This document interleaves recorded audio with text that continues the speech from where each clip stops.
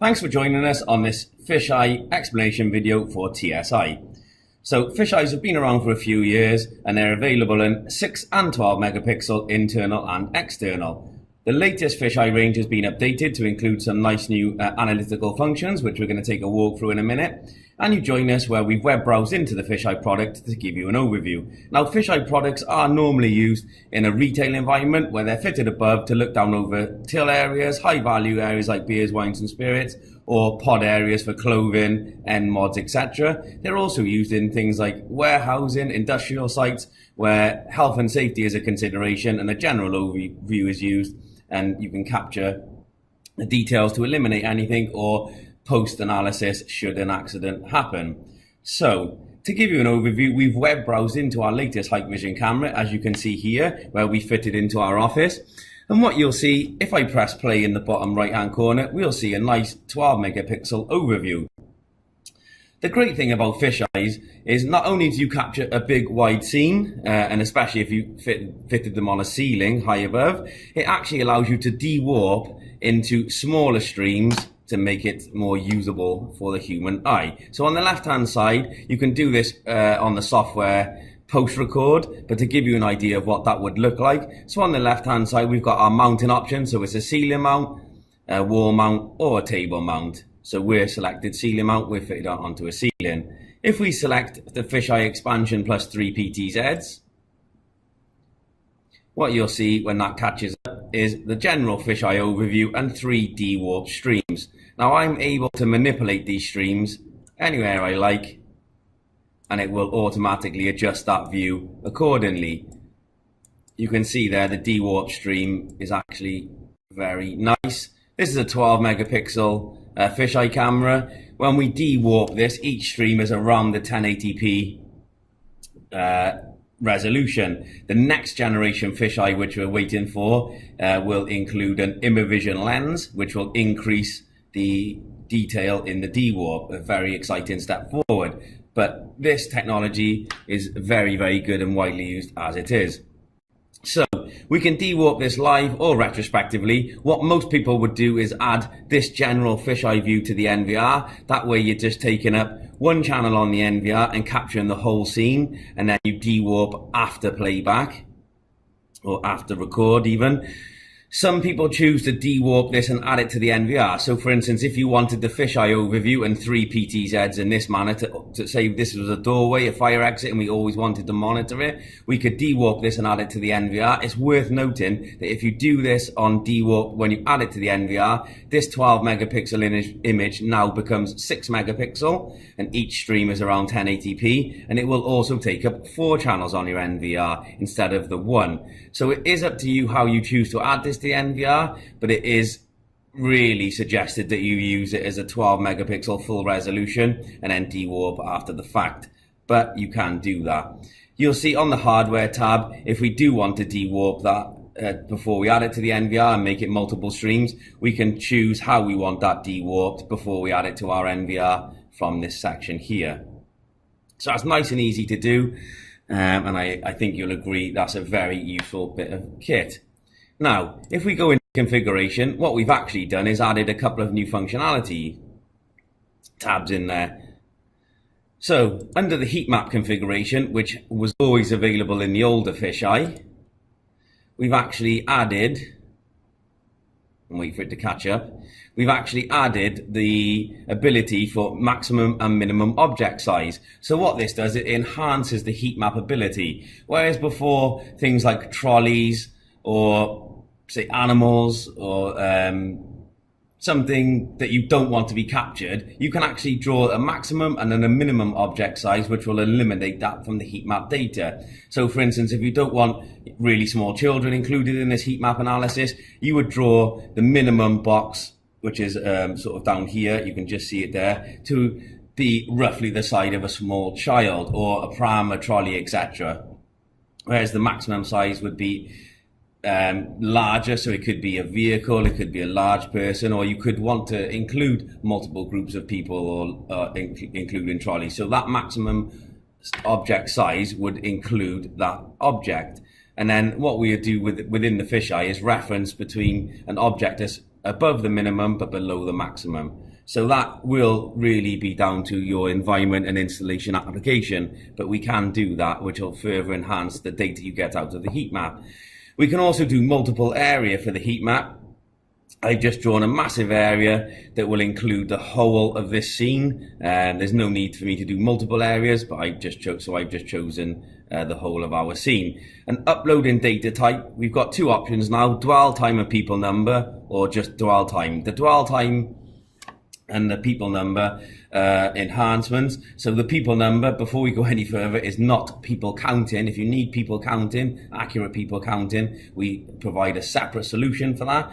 But this gives a rough estimation of the number of people that have come in and out of the scene. But it's not highly accurate like the people counter. It's used to form part of the data set, which we'll show you very shortly. And dwell time gives us more of an indication of where people, when they come into your store or into an area, where most of their time is spent. So if this was a high value pod here with like high value watches and more people on the analysis are standing there, that's probably where you want them to be. That's where your high value goods are. That's where you're going to get your most return on investment. Similarly, if that was your high value pod and this was a sale item, and more people went to the sale item, is it because the sale item's in front of the door, or is it because more people are interested in when you have a sale? So it gives you, it's called A to B testing. It allows you then to break up your store and move things around the corner to try and get the best return on investment again, and more people, more footfall, more return, more profit. That's the name of the game. So we can enable a heat map, we draw the area, we set the data up as we want. Admin schedule is 24/7 unless you have a specific need to do it only between the store opening and closing times. The default is 24/7. And what you'll find underneath then is that a new added tab in this new hardware called intersection analysis. So the intersection analysis allows us, when it catches up, to draw an area from, so A, B, C, D. So if this was fitted on a multi-pod scenario, or like a junction, for instance, where you had 4 aisles splitting off, you can actually move the area. So you draw the area as you need. I'm not going to redraw it now because we lose our data, and you set the areas A, B, C, D, the directions. What that does then, it monitors people who go between areas. So if a customer comes into C and goes out of D, we can get that data. If a customer comes into C and goes out of B, or into C straight to A, into A out to B. So each data set is monitored. So you set that up according to your store's need or your customer's need, and I'll show you how to get that data out. Again, this is set for 24/7 by default. There's no real need to change that, but you can if you like. We've already saved that. So what we'll do now is go into the application side. Under application, what you'll see there, the report type is daily, weekly, monthly, or annual. I've reset this this morning to give us an accurate data set for today's instructional video. So we're going to select daily report, and we've got two options: by dwell time or by people number. By dwell time is, well, I'll show you. So we'll select today, go counting. That'll give us a nice static image, and you'll see there the color schemes at longer than 2 minutes to low. You'll see I've come in the door there. I spent a little bit of time on this pod where I've setting up, and most of my time is sat here doing this video currently today. So you can see that's the hotspot. But what you would expect to see is the breakup would be where the most people go and stand, which would be more than 2 minutes on this one. That's where your color scheme would be. So if this is your sale pod, more people are going here, you'd expect this to be a red area. Similarly, if that's another pod of interest, you'd expect that to be red, and then everything in between is a color scheme. So for testing purposes today, I'm sat here, it's picked me up, and unfortunately I've been sat still for quite a long time.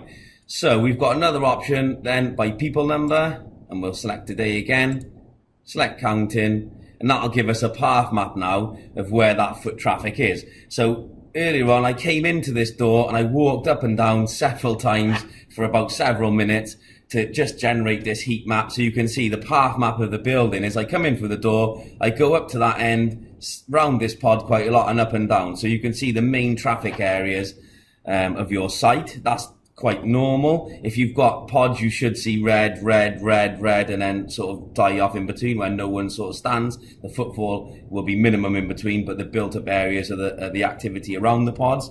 So you can see there, that might be beneficial for your customer to see where their traffic moves through their store. So not only the longest time spent by your customers, but how they get there, how they manipulate through their store.